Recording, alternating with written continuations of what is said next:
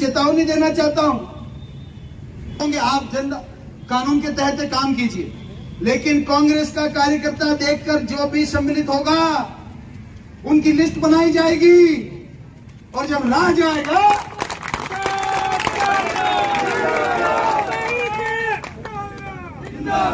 तो उनका गाड़ी में तेल निकाल दिया जाएगा।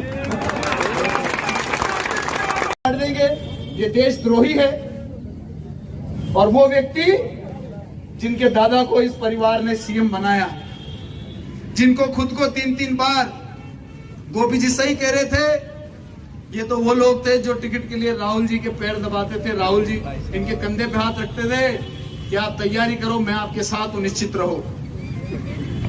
और इतने एहसान लेने के बाद में वो आज इस प्रकार की अभद्र भाषा बोल रहे हैं। मैं समझता हूं ये शब्द रवनीत बिट्टू के नहीं है, क्योंकि वो जब कांग्रेस में 15 साल रहा, कांग्रेस में तो ऐसी भाषा नहीं बोली, क्योंकि वो कांग्रेस परिवार के संस्कार नहीं है। के नहीं है, क्योंकि वो जब कांग्रेस में 15 साल रहा, कांग्रेस में तो ऐसी भाषा नहीं बोली, क्योंकि वो कांग्रेस परिवार के संस्कार नहीं है। जैसे ही वो Bharatiya Janata party washing machine में गए, क्योंकि उस वॉशिंग मशीन में तो हजारों लाखों करोड़ का घपला कर दो, लेकिन बीजेपी की वॉशिंग मशीन में चल जाओ तो आप एकदम धक्के झुल जाओगे, आपके ऊपर कोई कार्रवाई नहीं होगी, सारे केस खत्म हो जाएंगे, पूरे देश को खा जाओ और भारतीय जनता पार्टी में चले जाओ। आज की तारीख में वो जब से भारतीय जनता पार्टी की वॉशिंग मशीन में से निकले हैं, एक नया बिट्टू निकला, एक नया बिट्टू निकला है। वो बिट्टू निकला है जो एहसान फरामोश है, वो बिट्टू निकला है जो बेअक्ल है, वो बिट्टू निकला है जो बदतमीज है, वो बिट्टू निकला है जो सम्मानित लोगों को अपमानित भाषा में बात करता है। तो ये असली संस्कार किसके हैं? ये संस्कार भारतीय जनता पार्टी के हैं, भारतीय जनता पार्टी के संस्कार ही हैं। उन्होंने आपको खुले में बताया कि किन 2 मुद्दों के लिए हम इकट्ठे हुए हैं। ये सबसे खुशी की बात है। मुझे लगता है कि जिले का कांग्रेस पार्टी का एक एक कार्यकर्ता का दिल ये देखकर खुश होगा कि आज कांग्रेस पार्टी का हर नेता एक जाजम पर है, जिले में कोई कांग्रेस में गुट नहीं है और दिल से सब एक, दिखावे के लिए नहीं, सब दिल से एक। नेताओं का एक दिल होने का फायदा नेताओं को स्वयं तो मिलता ही है, साथ के साथ कांग्रेस पार्टी के कार्यकर्ताओं को भी मिलता है, और साथ के साथ जनता के मुद्दे जो उठने चाहिए, जिस ताकत से उठने चाहिए, जब वो पूरी ताकत उन मुद्दों में लगती है तो उन आंदोलनों के माध्यम से, उन मुद्दों की चर्चाओं के माध्यम से जिले की और प्रदेश की जनता को भी उस चीज का फायदा मिलता है। तो मैं आप सबको बधाई देना चाहता हूं कि आज पूरे जिले के नेतागण यहां पर आए। सबसे पहले तो पूरे देश में आक्रोश है कि बार बार श्री राहुल गांधी को भारतीय जनता पार्टी के नेता अभद्र टिप्पणी करते हैं, उन्हें जान से मारने की धमकी देते हैं। एक नेता ने कहा कि जो इनकी दादी का हाल हुआ वो इनका हाल होगा। इसका अर्थ क्या लगाते हैं आप लोग? क्या हुआ था उनकी दादी का हाल? इस देश के लिए, इस देश की एकता के लिए, इस देश की अखंडता के लिए, इस देश की मिट्टी को एक रखने के लिए उनकी दादी ने सर्वोत्तम बलिदान इस देश के लिए दिया। प्रधानमंत्री होते हुए एक महिला ने अपने सीने पर गोली खाई ताकि इस देश के टुकड़े नहीं हो और आपकी हमारे आने वाली पीढ़ियां असुरक्षित नहीं हो। गुनाह कर दिया उनकी दादी ने। वो व्यक्ति है राहुल गांधी कि जिनके पिता साउथ इंडिया में लिट्टे मूवमेंट चला, उसके खिलाफ भारत की सेना को भेजा ताकि साउथ इंडिया में भारत के टुकड़े ना हो जाएं, एक अलग विचारधारा पैदा ना हो जाए। और उसके खिलाफ में दक्षिण में जब वो कार्यक्रम में गए तो उनको बम से उड़ा दिया गया। जब राहुल गांधी जी अपने पिता की चिता को आग दे रहे थे तो उनको पता नहीं था कि यहां पर हाथ कहां है और पैर कहां है। उनके पिता ने सर्वोत्तम बलिदान इस देश के लिए दिया, अपने शरीर का सारा लहू इस देश की मिट्टी में मिला दिया ताकि इस देश के टुकड़े नहीं हो। उनके परदादा पंडित नेहरू जी, जिनके लिए लोग कहते थे कि इनके कपड़े धुलने भी बाहर विदेश में जाते हैं, वो सारी रईसी को छोड़कर देश को आजाद करने का एक सपना उन्होंने देखा। महात्मा गांधी जी के साथ में मिलकर देश में आंदोलन चलाए और दशकों तक अंग्रेजों की जेल में रहने वाले व्यक्ति, जो उस समय चाहते तो शहर के शेर खरीद लेते कि आने वाले समय में भारत का बच्चा बच्चा आजाद भारत में सांस लेगा, इस सपने को देखते हुए उन्होंने दशकों अंग्रेजों की जेलों में उनकी यातनाएं सहते हुए निकाल दी, जिसकी 4 पीढ़ी का बलिदान हो। उनकी माताजी श्रीमती सोनिया गांधी जी, आज आप और हमारे हाथ में कोई वार्ड पंच बनने का मौका मिल जाए तो हम वार्ड पंच का पद नहीं छोड़ें। उन्होंने देश में कोई बदबू नहीं फैले, किसी प्रकार का कांग्रेस पार्टी को नुकसान नहीं हो, देश का भला होना चाहिए, इस विचार के साथ में प्रधानमंत्री पद को त्याग दिया।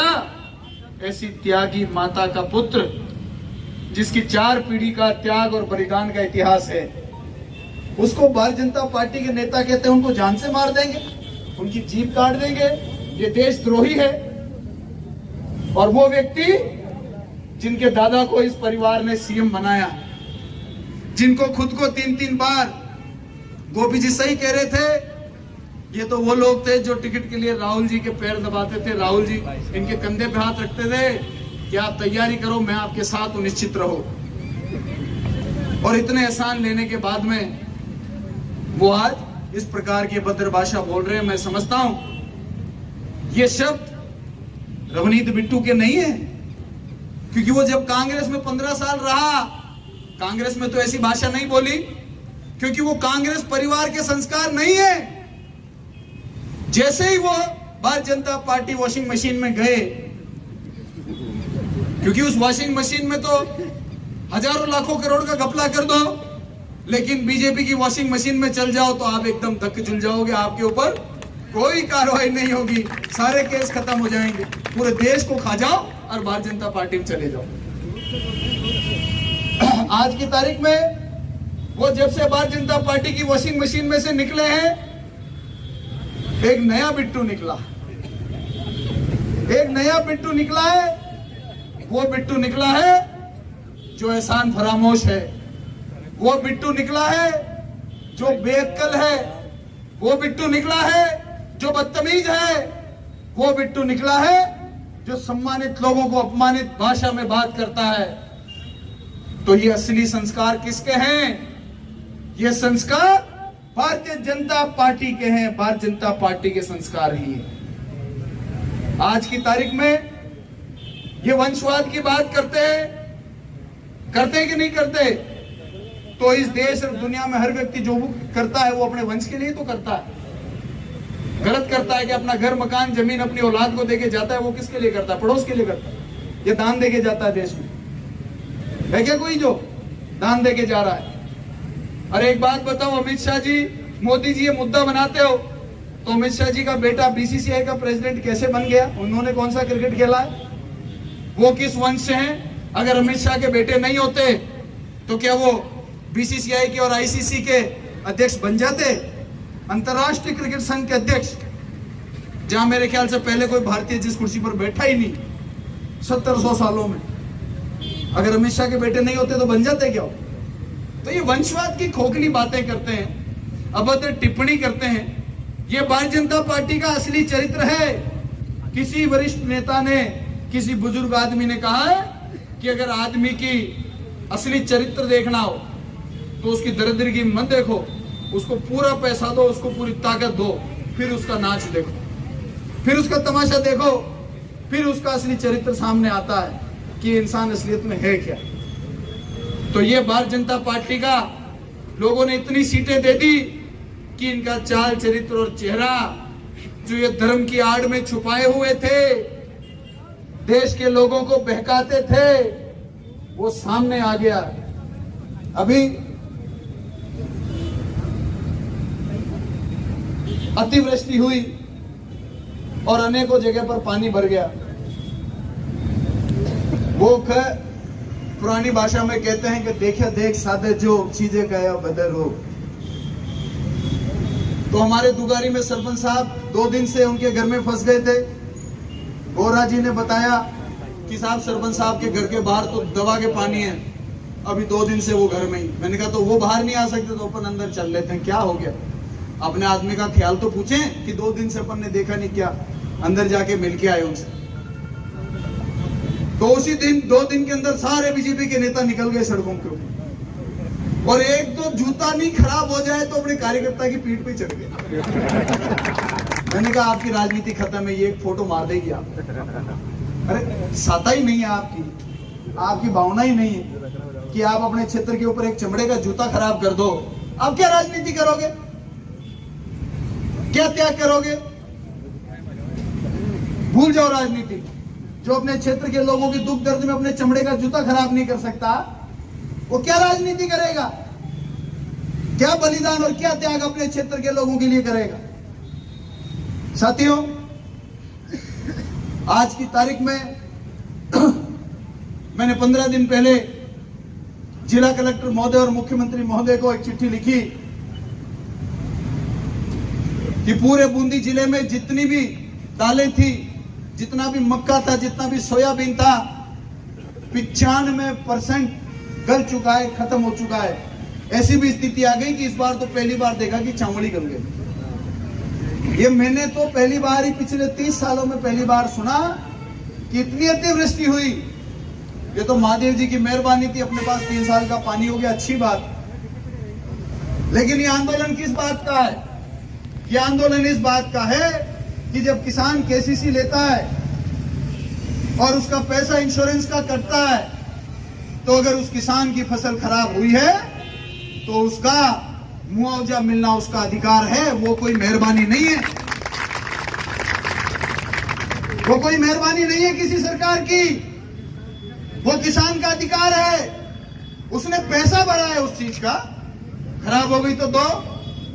जब मैंने जिला कलेक्टर महोदय से आग्रह किया कि जिले के 3 एमएलए हैं, जिला प्रमुख महोदय हैं, 5 पंचायत समिति में प्रधान हैं, सब जनप्रतिनिधियों के साथ में जितने जिला परिषद सदस्य हैं उनके साथ में एक जिला स्तर की बैठक रखी जाए, ताकि जनप्रतिनिधियों को पता तो लगे। हमसे जनता पूछती है साहब हमारे फसलें गल गई, मुआवजे का क्या हो रहा है। तो कार्रवाई अगर हमारे सामने होगी तो हम क्षेत्र के लोगों को संतुष्ट कर सकेंगे। लेकिन आज 15 दिन हो गए, जनप्रतिनिधि प्रशासन की कोई मीटिंग नहीं। ये गैर जिम्मेदारी की हरकत है। और मुझे तो लगता है अगर हम लोग ढीले रह गए तो किसानों के अधिकार को मारने का काम इनकी लापरवाही कर देगी, चाहे कोई बीमा कंपनी करे ना करे। इसलिए मैंने आप लोगों से आग्रह किया कि अब हम सब लोगों को मिलकर इस लड़ाई को लड़ना है। बाबूजी हरिमोहन जी और सीएल प्रेमी जी सही कह रहे थे कि हम तो विपक्ष में बैठे हैं, लड़ाई तो पूरे 4 साल ही लड़नी। लेकिन ये किसानों की लड़ाई एक एक कांग्रेस का नेता लड़ना चाहता है कि नहीं चाहता है, पहले आपके हाथ खड़े करो। कौन कौन चाहता है कि फसल गिरे। तो आज हम लोग जिला प्रशासन को एक चेतावनी देकर जाएंगे। एक बार चिट्ठी लिख दी, एक बार सांकेतिक धरना कर दिया, चेता दिया, फिर भी अगर ये नहीं चेते तो जन आंदोलन होना चाहिए कि नहीं होना चाहिए? होना चाहिए कि नहीं होना चाहिए? होना चाहिए। तो आप समझ लीजिए, अगर सीएल प्रेमी जी मुझे इजाजत दें कि 1 महीने का समय इनको दे दिया जाए और अगर 1 महीने के अंदर अंदर जिले के किसानों को उनका मुआवजा नहीं मिला तो हम 1 महीने बाद की बड़े जन आंदोलन की घोषणा करें। अगर आप दोनों मुझसे हाँ कहें तो मैं इसकी घोषणा कर दूं। भाई टाइम दे 1 महीने का, आपके पास टाइम। आज हमने आपको चेता दिया है। प्रेमी जी, आपकी इजाजत है तो मैं देखो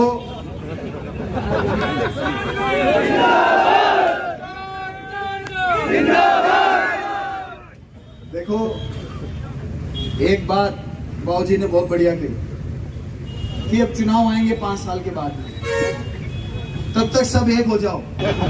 सबको पार्टी का काम करना ही है, पार्टी के लिए सब एक हैं। लेकिन आज आप ये समझ लो कि दादागिरी की पराकाष्ठा हो गई है। हम भी मंत्री रहे, बाबूजी भी मंत्री रहे, कांग्रेस की सरकार रही। एक भी भारतीय जनता पार्टी का नेता कार्यकर्ता ये कह दे कि कांग्रेस का मंत्री रहते हुए इसने बीजेपी का होने की वजह से मेरा नुकसान किया, तो आप कहोगे जो मैं कर जाऊंगा। लेकिन आज देखते हैं कि कांग्रेस की कार्यकर्ताओं को छांट कर नुकसान पहुंचाया जा रहा है। उनकी निजी संपत्ति के ऊपर अटैक हो रहा है। किसी के ट्रैक्टर जैसी भी हैं तो उनके चालान देखकर उनके घर से उठाकर चालान हो रहे हैं। किसी के सीबीआई भेज देते थे, उनकी कटिंग करके भेज दिया देश के लोगों ने। जो तुम उनसे बड़े हो क्या? ये दादागिरी बूंदी के लोग तो सहन नहीं करेंगे। सहन करोगे क्या आप लोग? विशेषकर कांग्रेस कार्यकर्ताओं के ऊपर अटैक हो रहा। और मैं चेतावनी देना चाहता हूं कि जो भी अधिकारी कर्मचारी इसमें पर्सनल अटैक के अंदर सम्मिलित होंगे, आप कानून के तहत काम कीजिए। लेकिन कांग्रेस का कार्यकर्ता देखकर जो भी सम्मिलित होगा उनकी लिस्ट बनाई जाएगी, और जब राह जाएगा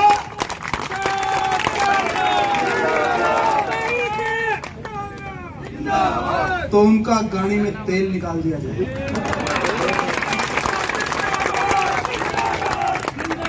अभी तो मान लो हम कुछ नहीं कर सकते, हम सहन ही करेंगे, लेकिन जितना तुम सहन कराओगे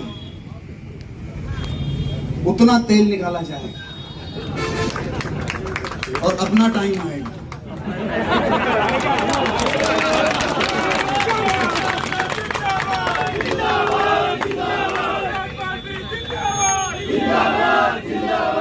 यहां एक कांग्रेस पार्टी के कार्यकर्ता को मैं वादा करना चाहता हूं, किसी से डरने की जरूरत नहीं है। हमारे नेता राहुल गांधी ने कहा है डरो मत, जो डरेगा उसको और ज्यादा डराया जाएगा।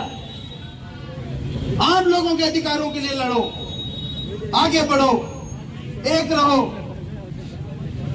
अगर कोई डराता है डरो मत। और जब अपना टाइम आएगा, जब सब हिसाब किताब बराबर हो जाएगी, हिसाब का बहुत पक्का हूं। साल भर पहले वोट बता देता हूं ना, इस बार इतने पड़ेंगे अपने। बताओ, इंडोली नैनवा के लोग तो जानते हैं। साल भर पहले बताता हूं ना इतने वोट आएंगे। उतने ही आते हैं कि नहीं आते? उससे 2000 ज्यादा ही आते हैं, लेकिन 1000 कम नहीं आए कभी। तो गिनती का हिसाब का बहुत पक्का हूं, और याददाश्त इतनी पक्की है कि कभी डायरी नहीं रखी। रोज 10 बादाम का खर्चा करता हूं। अकाउंट यहाँ पर लिखे हुए हैं सबके। तो ये जो लोग एजेंडा के तहत काम कर रहे हैं ना, इनका भी समय आएगा जब इनको बता देंगे। तो साथियों, आज हम लोग यहां से कलेक्टर साहब के कार्यालय तक जाएंगे, क्योंकि छुट्टी है तो शायद कलेक्टर साहब है कि नहीं है। एडीएम साहब मिलेंगे, उनको हम सब लोग इस ज्ञापन को देंगे। और 1 महीने में तैयार हो जाओ, फसले वसले निकाल लो अपनी। आज क्या तारीख है? 21। वैसे तो फसलें ज्यादातर गल गई, तो निकालेंगे क्या अपन, है ना? अगली 21 की घोषणा मैंने बाबूजी से, प्रेमी जी से इजाजत भी ले ली, और मेरी इच्छा भी है कि अगली 21 की मैं घोषणा करता हूं।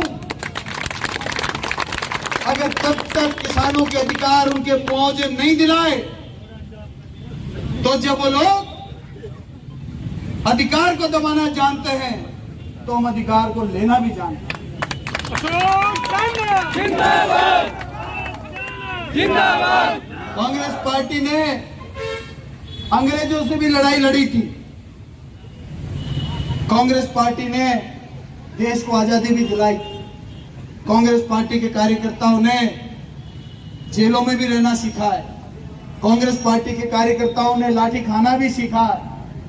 लेकिन अंत में जनता को उसका फायदा होना चाहिए, इसीलिए कांग्रेस पार्टी आज तक जीवित है। ये बात करते थे कांग्रेस मुक्त भारत बना देंगे। अरे कांग्रेस मुक्त भारत नहीं हुआ, कांग्रेस युक्त बीजेपी हो गई।